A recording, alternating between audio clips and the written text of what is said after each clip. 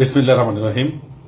বাংলাদেশ জামাত ইসলামীর আমির ডক্টর শফিকুর রহমানের সামাজিক যে তৎপরতা এবং বন্যা দুর্গতদের পাশে বৈষম্য বিরোধী ছাত্র আন্দোলনের শহীদদের পরিবারের সাহায্যে এবং যারা আহত হয়ে হাসপাতালে চিকিৎসাধীন আছেন তাদেরকে সহযোগিতার যে হাত প্রসারিত করেছেন এবং জামাত ইসলামের দেশব্যাপী সামাজিক কার্যক্রম দেখে কিছুটা মিশ্র প্রতিক্রিয়া আমরা লক্ষ্য করি এবং কতিপয় গোলাম মাওলা রনিরা যারা দিনে বিএনপি রাত্রে আওয়ামী লীগ করেন এইসব ব্যক্তিদের এই ধরনের কিছু অর্বাচীন ব্যক্তির কিছু কথাবার্তার কারণে আমি জামাত ইসলামের বাংলাদেশের রাজনীতির যে অবদানগুলো আছে যেগুলো আওয়ামী লীগ বিএনপিরা স্বীকার করে না, বাংলাদেশের তথাকথিত বুদ্ধিজীবী সাংবাদিক সমাজও কখনো তুলে ধরে না, এরকম কয়েকটি আপনাদের সামনে তুলে ধরার চেষ্টা করব। প্রথমত হলো যে বাংলাদেশের যে পার্লামেন্ট, এই পার্লামেন্টে কখনো নামাজের বিরতি ছিল না।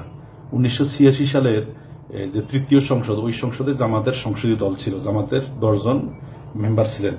তো সংসদীয় দলের নেতা ছিলেন অধ্যাপক মুজিবুর রহমান, যিনি বর্তমানে জামাতের 1 নম্বর নায়েবে আমির।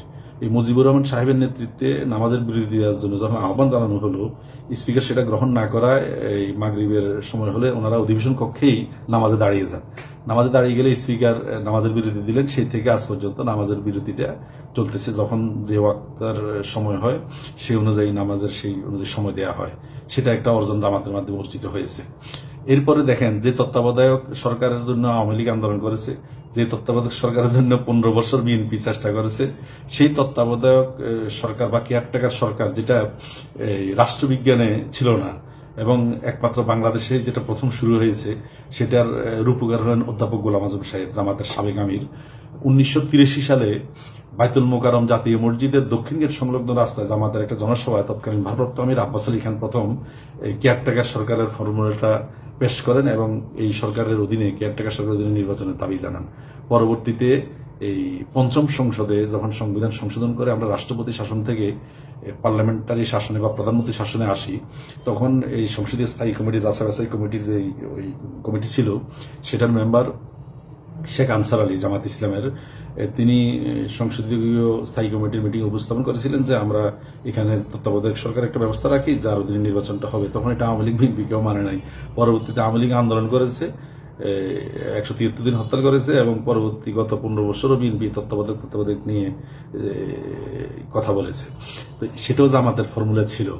এরপরে 91 সালের নির্বাচনে 27 ফেব্রুয়ারি যে নির্বাচন হয়, ওই নির্বাচনে 5ম সংসদ নির্বাচন, সেখানে কেউ এককভাবে সংখ্যাগরিষ্ঠ অর্জন না করায় এই একটা রুদ্ধশ্বাস রাজনীতিতে এবং দেশটা একটা অনিশ্চিত ভবিষ্যতের দিকে যাচ্ছিল এবং ইন্ডিয়া গোপনে ষড়যন্ত্র করতেছিল, বাংলাদেশের রন্ধ্রে ঢুকে গিয়েছিল। সেটা থেকে রক্ষা করার জন্য জামাতের পার্লামেন্টারি পার্টির মিটিং হয়েছে। ওই মিটিংয়ে জামাতের যে 18 জন এমপি ছিল, তারা যৌথভাবে সিদ্ধান্ত নিয়েছে যে আমরা বিএনপিকে নিঃশর্ত সমর্থন দেব এবং জামাতের নিঃশর্ত সমর্থনে বিএনপি সরকার গঠন করেছে। সরকার গঠন করে কারণে দেশটা একটা স্থিতিশীলতার দিকে এসেছে। তো এটা জামাতের ওই সময় একটা স্যাক্রিফাইস ছিল। জামাত সরকারের আগেও সরকার গঠনের সহযোগিতা করেছিল। 72 থেকে 75-এর অপশাসনের পর 15 আগস্টে যে পট পরিবর্তন হয়, পরিবর্তনের পরে রাষ্ট্র একটা বিশৃঙ্খল পরিস্থিতি ছিল। কু এবং পাল্টা কুর মধ্যে দিয়ে যখন এই রাষ্ট্রটা ধ্বংসের ধার প্রান্তে, তখন সিপাহী জনতার বিপ্লবের মাধ্যমে জিয়াউর রহমান দৃশ্যপটে আসেন। সেই সিপাহী জনতার বিপ্লবে সিপাহী এসেছিল ক্যান্টনমেন্ট থেকে, জনতাগড় থেকে এসেছিল।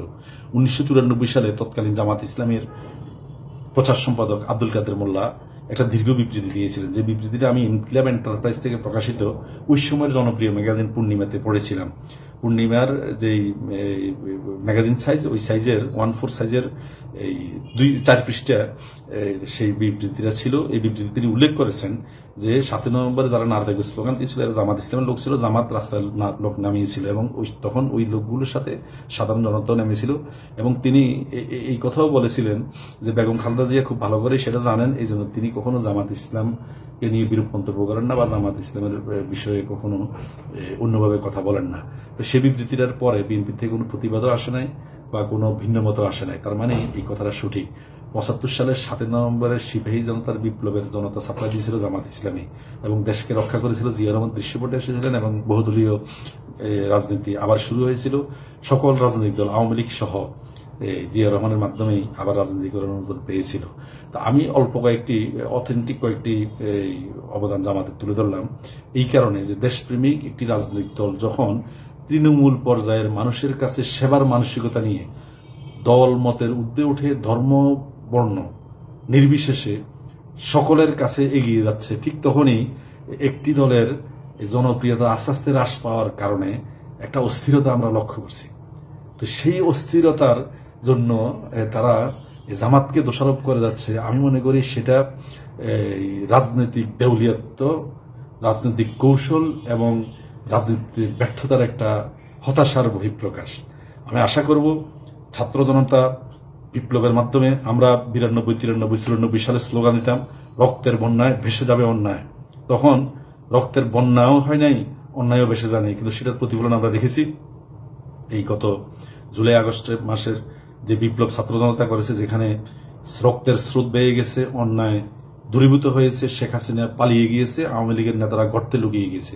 সেই ছাত্র জনতার বিপ্লবের মাধ্যমে যে অর্জিত আমাদের নতুন স্বাধীনতা, সেই স্বাধীনতাকে রক্ষা করার জন্য ওই জ্বলন্ত এই উনুন থেকে ফুটন্ত কড়াইতে আমরা পড়তে চাই না। আমরা চাই অর্থবহ পরিবর্তন, সংস্কার, সকল যে অর্গাননগুলো আছে সেগুলো সংস্কার করে সুখী সমৃদ্ধ ইনসাফ ভিত্তিক একটি রাষ্ট্রের ধারপ্রান্তে এনেই তখন নির্বাচনের মাধ্যমে গণতান্ত্রিক শাসন আসবে, জনগণের শাসন আসবে এবং বর্তমান যে শাসনটা আছে সেটা জনগণের আন্দোলনের মাধ্যমে গঠিত, জনগণের অভিমতের প্রতিফলিত হওয়া একটি সরকার। অতএব সেটাও আমি মনে করি জনগণের সরকার এবং গণতান্ত্রিক সরকার।